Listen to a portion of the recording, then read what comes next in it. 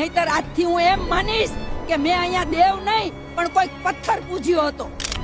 તો સધી માતાજીને કહો કે મને એક દીકરો આપે.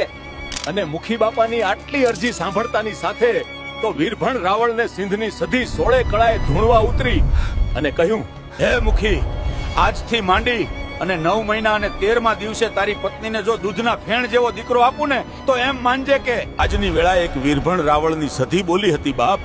અને ત્યારે સધીમાની આ વાત સાંભળી અને મુખી બોલ્યા, હે સધીમાં, જો તું માડી મને આજ 50 વર્ષે એક મુખીના ઘરે જો દીકરો આપવા બેહી જ હોય ને તો એનો કંઈક પુરાવો કે કંઈક ધીજ જરૂર આપતી જજે માડી. અને ત્યારે વીરભણ રાવળના ખોળીએ મારી સધી હાકોટો કરીને બોલી, હે મુખી, તને હું સધી દીકરો તો આપું પણ મેં સધીએ જ આપ્યો છે એવું પ્રમાણ આપું છું કે આજે વર્ષો જૂના જે રાણનું ઠૂઠું રહ્યું ને. આગળનો ભાગ જોવા માટે વિડીયોને લાઈક કરો.